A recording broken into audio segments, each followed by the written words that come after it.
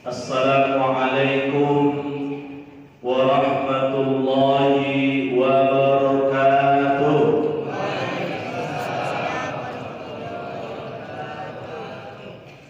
Alhamdulillah wa syukurillah, wassalatu wassalamu ala rasulillah allazi la nabiyya ba'da. Syukur alhamdulillahi rabbil alamin. Kemudian salawat dan salam kepada Rasulullah sallallahu alaihi wasallam.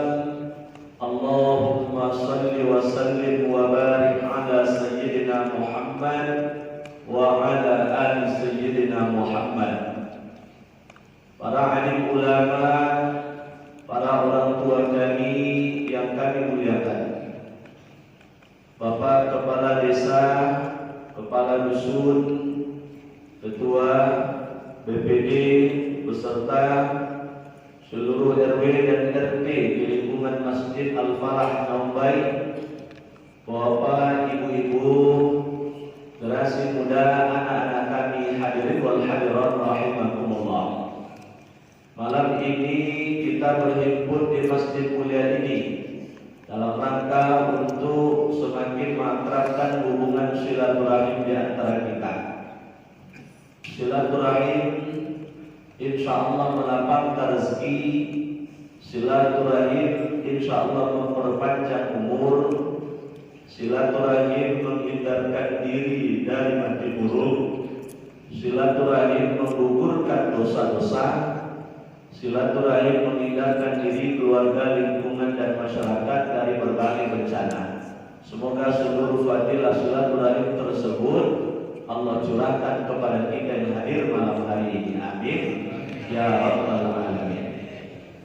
Silaturahim kita momentumnya adalah mengenang peristiwa Isra Mi'raj Nabi Muhammad sallallahu alaihi wasallam yang menurut mayoritas ulama memang terjadi pada malam 27 Rajab, kurang lebih 3 tahun sebelum Rasulullah hijrah ke Madinah.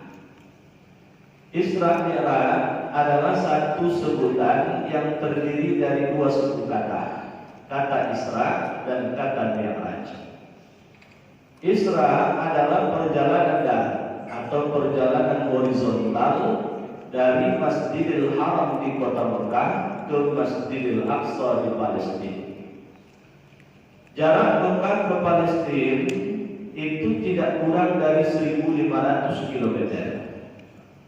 Kalau zaman itu manusia yang berkehendak melakukan perjalanan, tidak ada kendaraan tercanggih yang bisa dipakai ketika itu kecuali unta, karena melalui padang pasir yang luas banget.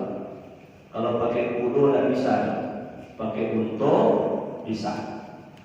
Karena unta itu Pakku, kalau nyola minum puas 3 bulan tidak kosmo jadi yudonya masih hidup. Itu makanya dalam Al-Quran Allah ingatkan kita, afala yanzuruna ila al-ibli kaifa khuliqat.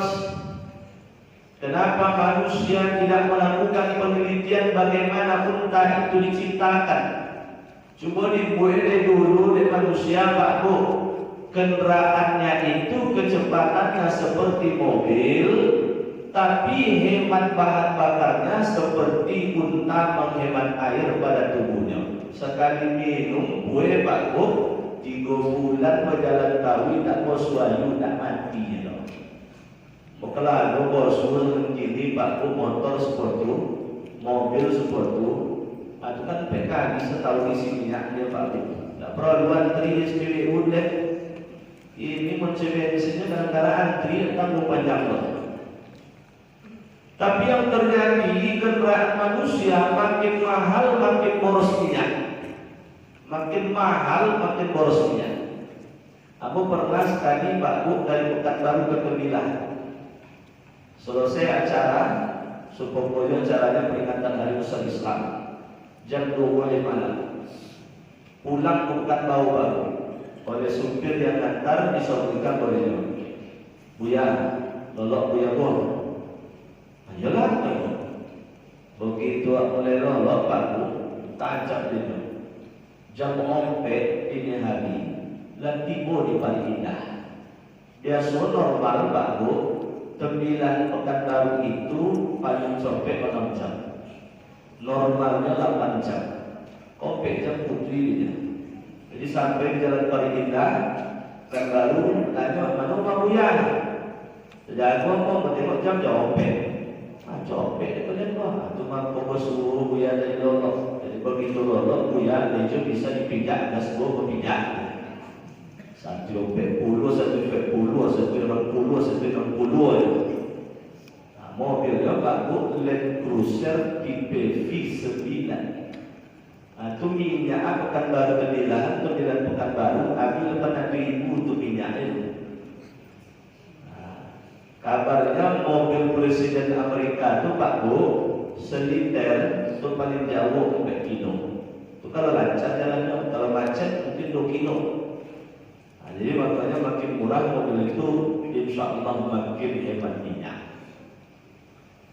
Jadi kalau unta melakukan perjalanan dari Mekah ke Palestina itu bisa menghabiskan waktu selama 40 hari. Karena seekor unta normal perjalanannya itu dalam 1 hari itu sekitar 30 sampai 40 km. Atau 1050 km Pak. Jadi wajar saja paling capek itu sebulan.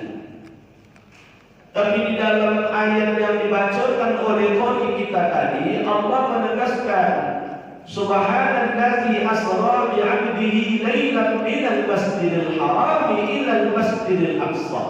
Maha suci Allah yang telah memperjalankan.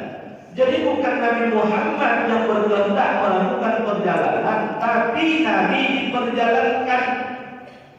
Yang memperjalankan tidak tanggung-tanggung sekali Allah Subhanahu wa taala. Buya Hamka menjawab Pak Bu dalam kitab tafsirnya, Tafsir Al-Azhar.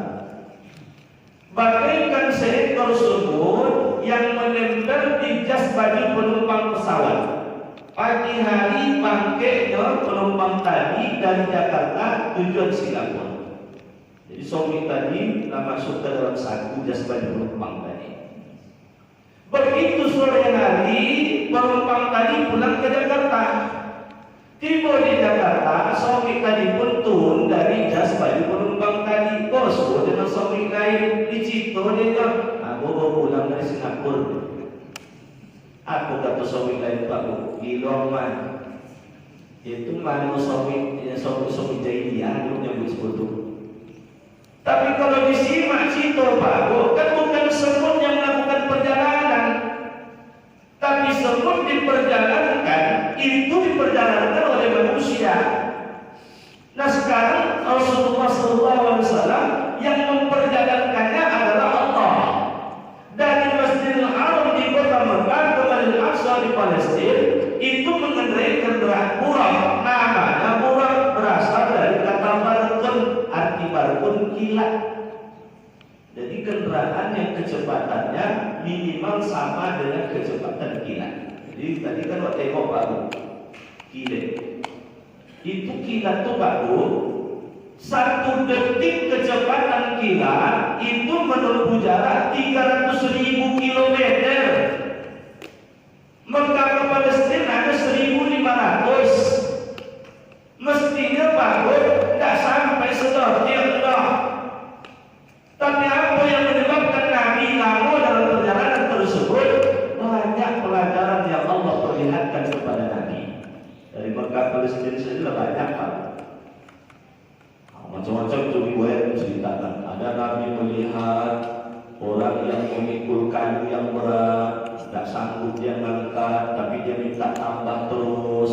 Ditanya ke mereka Jibril, apa mereka Jibril? Itu dia uang yang ratus jabatan.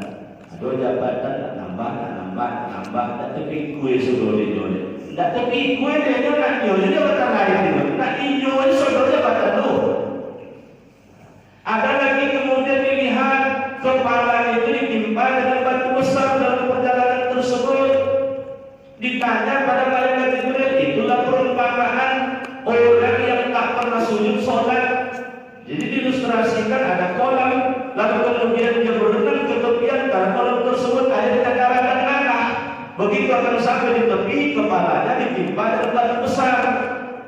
sehingga akhirnya sekalian meninggalnya mati minum darah dan anak tersebut.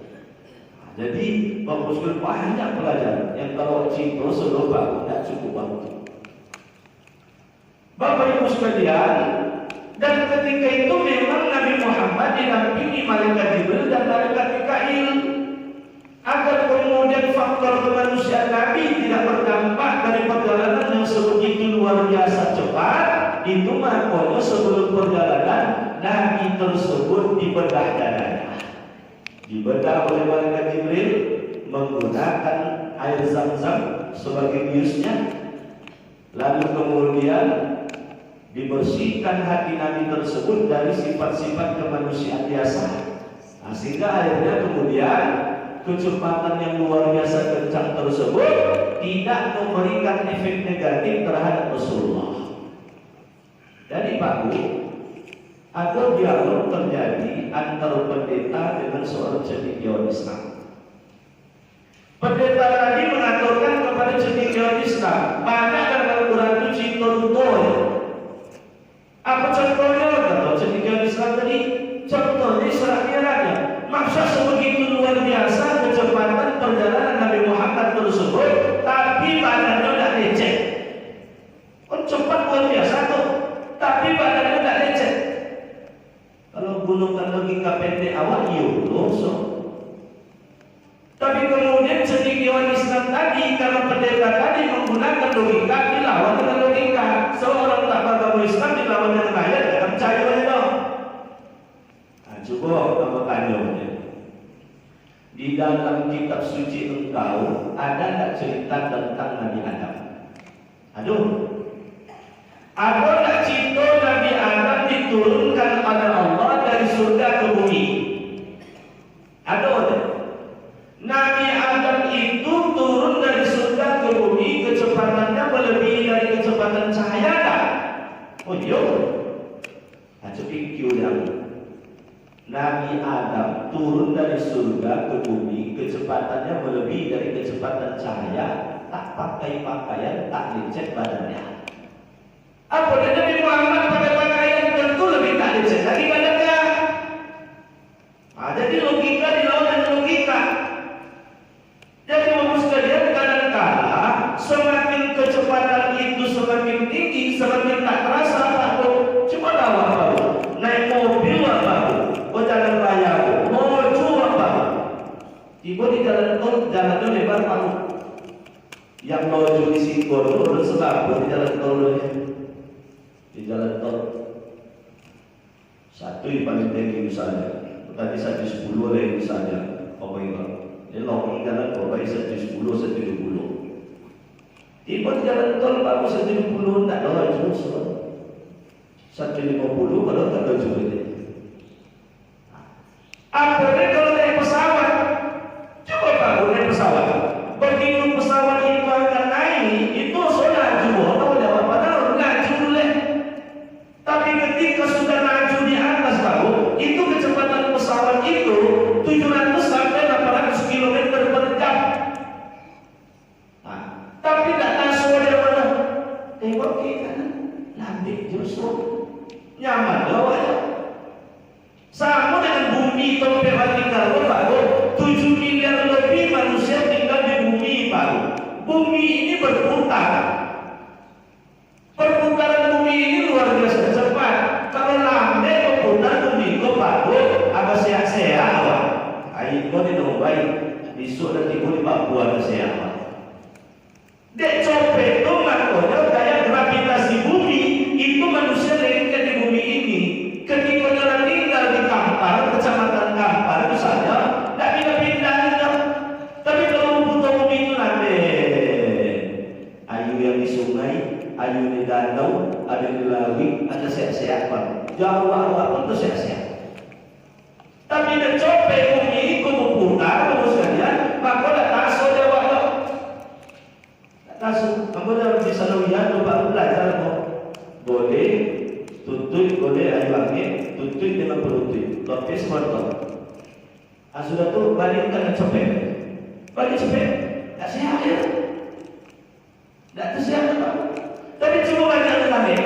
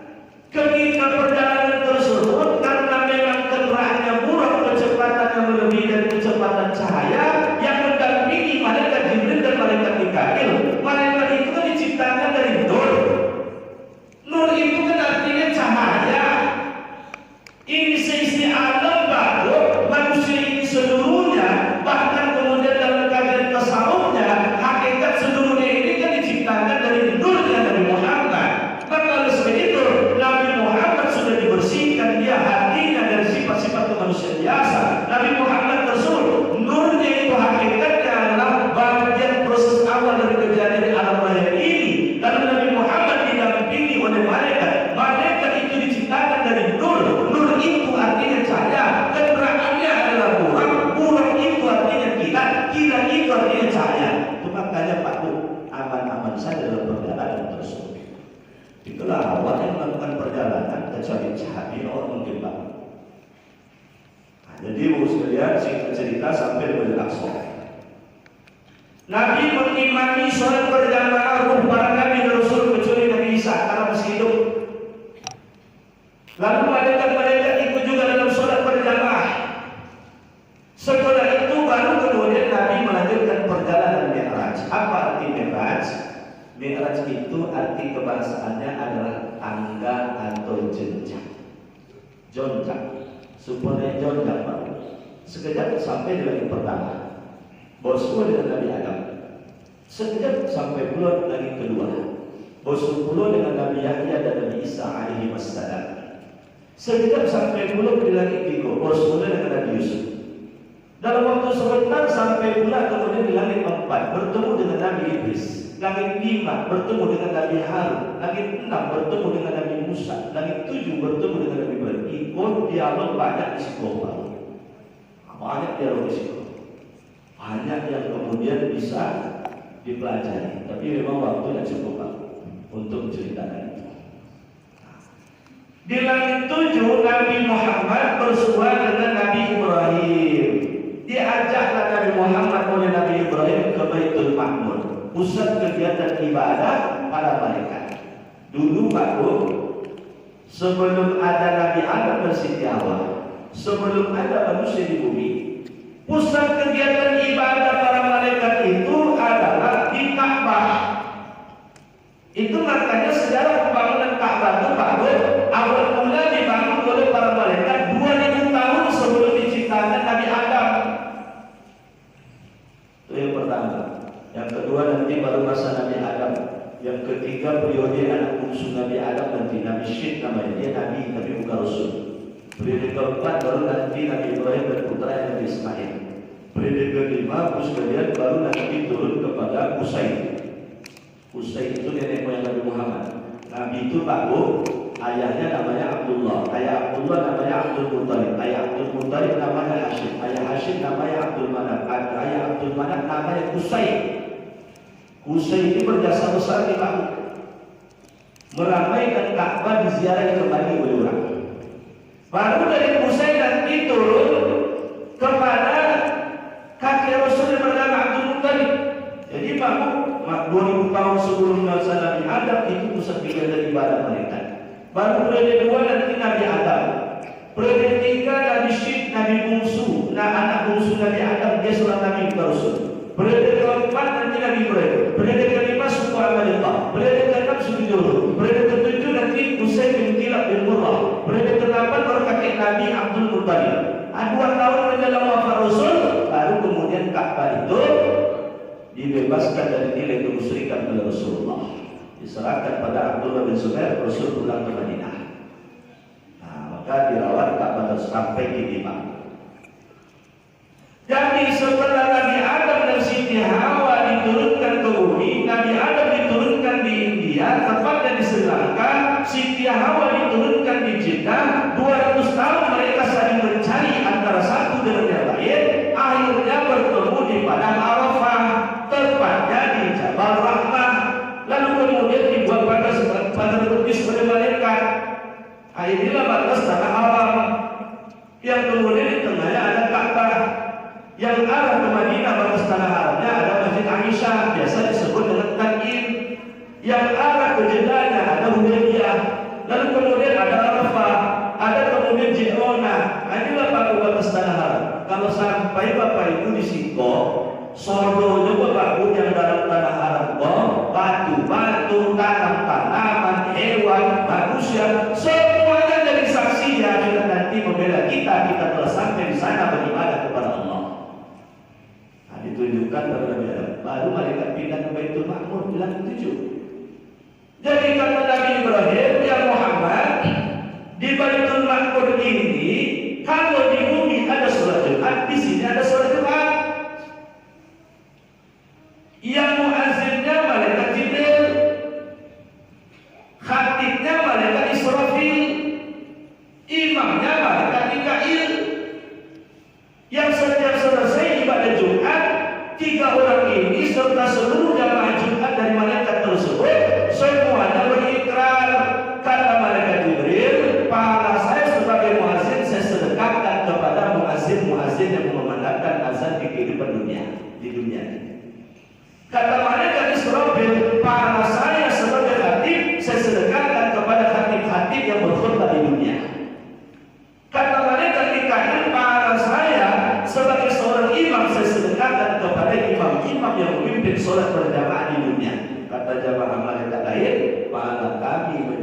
menangguhkan sedekahkan kepada makmum yang sholat berjamaah di dunia, yang tak dapat sedekah pahala, yang tak datang-datang ke musola sholat berjamaah.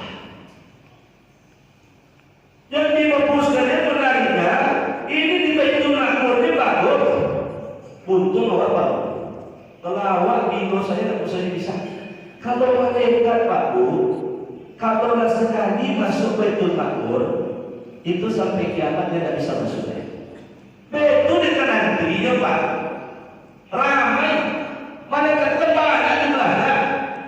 Sampai disebutkan 70.000 setiap kesempatan malaikat itu sholat berjamaah di sana. Kalau sudah sekali berjamaah, mereka keluar, aku tak ada gilirannya lagi itu.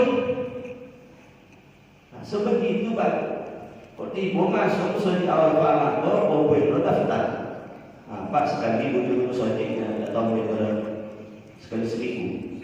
Aduh, luar biasa sejiwa itu Pak. Ayat terjadi ini kan kita subuh itu saja tak ciko mencito dah. Topik lain mencito. Kok pandai menangi keramik di sudut-sudut itu Pak Bu, menangi keramik-keramik di musola lain tak ciko mencito dah. Sebab sejak lengket menjadi lantai, tak pernah dijadikan topik sujud dah. Soalnya ini kau ada, tapi kalau tak pernah. Kok dia ada sholat Idul Fitri itu pun kalau hujan tak sholat di lapangan, sholat di musola. Ibu sekampung seluruh aku bahagia melantai-lantai seluruh karpet-karpet pun bahagia seluruh. Kok dia tak pandai bercakap itu Pak Bu? Kok pandai bercakap Bu? Ya Allah, sejak aku bodi aku jangan dipakai. Mana yang sudi itu aku tak pernah pakai. Kok tapi potong jadi sudi letak aku ditolak letak dipakai uang. Bapak Ibu hadirin wal hadirat rahimakumullah. Selepas itu, lalu Rasul ditemani malaikat Jibril melanjutkan perjalanan sampai Sidratul Muntaha, indaha Jannatul Ma'wa. Di sisi Sidratul Muntaha tersebut ada surga yang penuh dengan kenikmatan. Rasul berkesempatan masuk surga, melihat semua isi surga tersebut. Tapi hebatnya Rasul sudah masuk surga, mau dia keluar surga untuk menyampaikan berita gembira kepada kita. Kok awal Islam ada Pak? Tapi itu jadi sampai dalam surga. Ya Allah sampai simpulnya lah ya Allah.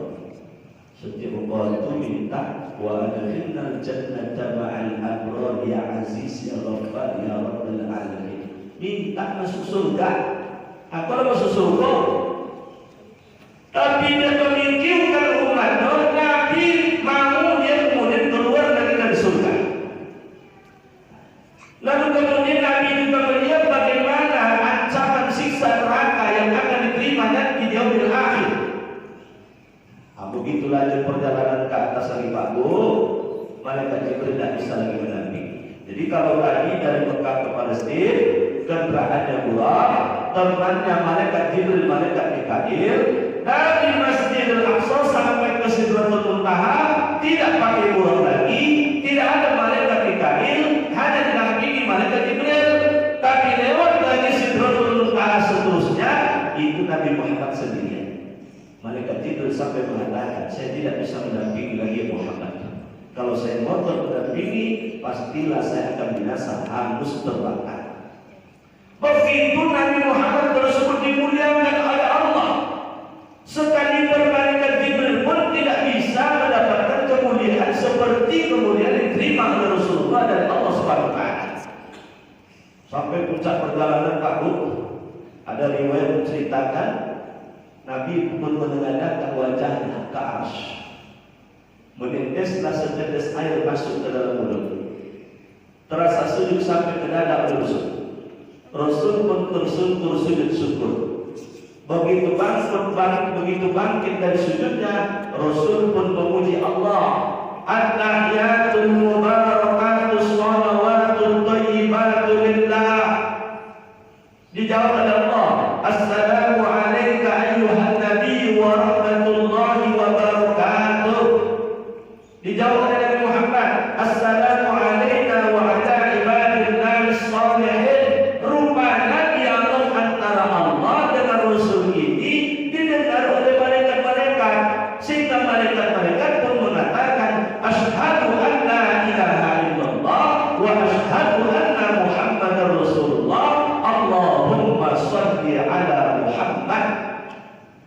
disambung dengan Nabi wa ala ali Muhammad. Itulah yang Allah baca dalam tahiyat Pak.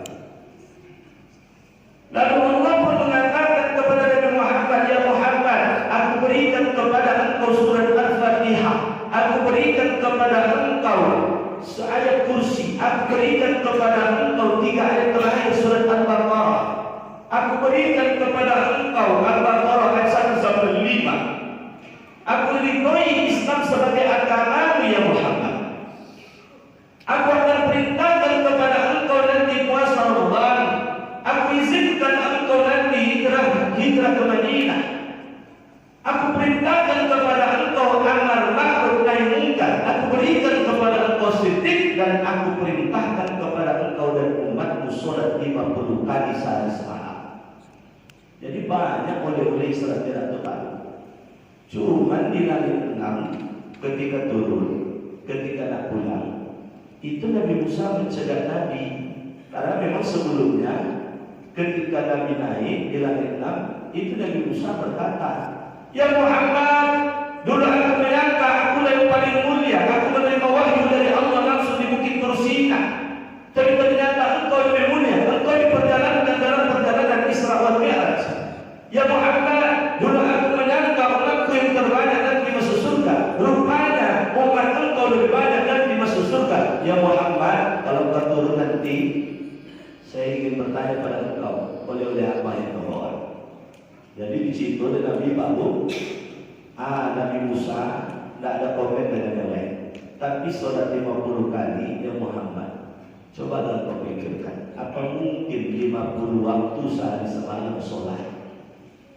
Kalau sempat terjadi Pak Bu 50 kali sholat sehari, yang 5 itu banyak bolong.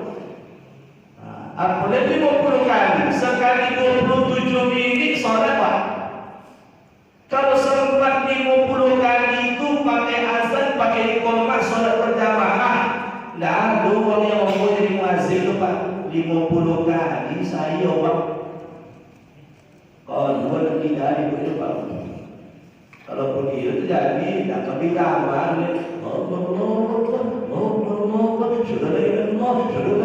sudah Rasulullah, asal ini dibayar selesai dia. Korban sholat berjamaah, zikir doa, apa yang tidak kan ini mau boleh ini, saudara baru. Kalau ini mau boleh ini, baru sisanya 2 menit. Allah boleh PDP, ibu boleh PDP mau belah, apa dulu asal pensi bantu kalau bangun masih tadi. Tidak bisa mengaku Pak Bu. Maka akhirnya kemudian Nabi Muhammad melihat kepada malaikat Jibril. Malaikat Jibril senyum dan mempersilahkan. Nabi Muhammad naik. Mulai lagi Pak Bu. 50, 40, 40, 30, 32, 15, 10 jadi 5. Sudah jadi 5 pun ternyata Nabi Musa masih menganjurkan minta kurang. Karena Nabi Musa umatnya panjang-panjang umurnya, badannya besar-besar, sholat wajibnya 2 kali sehari. Tapi cocok baru umur banyak-banyak. Kalau dia awal umur pendek-pendek, Nabi sendiri mengatakan umur umatku itu antara 60 sampai 70. Kalaupun ada lebih dari 70, itu hanya sedikit, kata Nabi. Nah, jadi kalau ada umur yang lebih 60, masih siap dah dong. Apa syukur yang lewat 70? Nah, kalau lewat 70, kadang-kadang tambah sehatnya. Begitu lewat 70 itu tambah sehat Pak Bu. Kalau sempat 80 kali, kata Imam Al-Ghazali, umur 80 ke atas itu adalah umur yang dimaafkan. Dari kesalahan yang dilakukan oleh orang tua yang usianya 80 tahun ke atas, itu sudah dimaafkan oleh Allah. Kok ikut yang misalnya, itu sudah dimaafkan oleh Allah. Cuma kadang-kadang anak yang berarti, jadi orang tua lebih 80 tahun, tapi pun ya, bersalah. Apa mungkin orang tua tadi? Padahal Allah yang memaafkan. Allah memaafkan kesalahannya. Andaikan dia salah, andaikan dia beramal, maka jadi tambahan ibadah untuknya, tambahan pahala untuknya. Andaikan dia berdosa bersalah, kata Imam Al-Ghazali, 80 tahun ke atas itu usia yang dimaafkan. Bapak Ibu sekalian, ayatnya lagi turun. Sebelum subuh 27 derajat, Nabi sudah sampai di Mekah. Pagi hari Nabi kumpulkan masyarakat Mekah. Nabi pun bercerita bahwa dia baru diperjalankan dalam perjalanan Isra wal Mi'raj. Maka kemudian Abu Jahal, Abu Lahab, Abu Sufyan, yang Abu lah, yang Abu bukan aja lewat ada Pak. Konten hitam tak loh, putih tak loh. Kalau yang Jolil itu Abu Bakar, itu Jolil, Abu Bakar As-Siddiq. Hanya yang As-Siddiq itu gelarnya ketika sampai berita cerita Isra Mi'raj. Abu Bakar mengatakan, jangan kali Isra Mi'raj, lebih dari itu kalau ceritanya keluar dari mulut Muhammad, saya percaya. Makanya Abu Bakar itu digelari dengan As-Siddiq, orang yang membenarkan, orang yang jujur. Jadi kalau yang Abu yang Jolil tadi Abu Lahab, Abu Sufyan, mereka mengatakan, "Al-hadza jama'tana ya Muhammad, tabbat laka ya Muhammad." Apakah untuk ini kau kumpulkan kali Muhammad? Celaka kau ya Muhammad. Dijawab oleh Allah, tabbat yada abi lahab.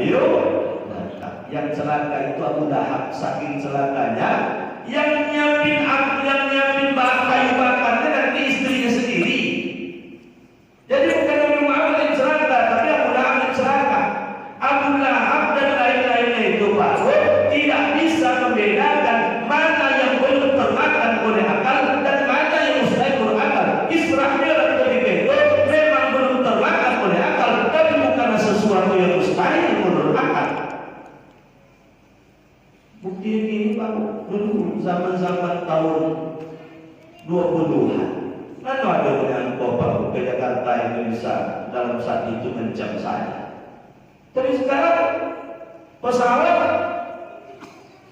sekarang tidak usah jalan-jalan saja sudah luar biasa cepat. Dari Palembang ke Lampung sudah ada tol. Lampung ini Pak, dari Palembang bersambung ke Jambi. Kini sedang dibuat dari Jambi ke Riau. Di Riau ada Dumai. Dumai itu nyambung nanti Sumatera Utara, Lampung itu Pak. Nyambung ke Sumatera Utara, sambung ke Aceh.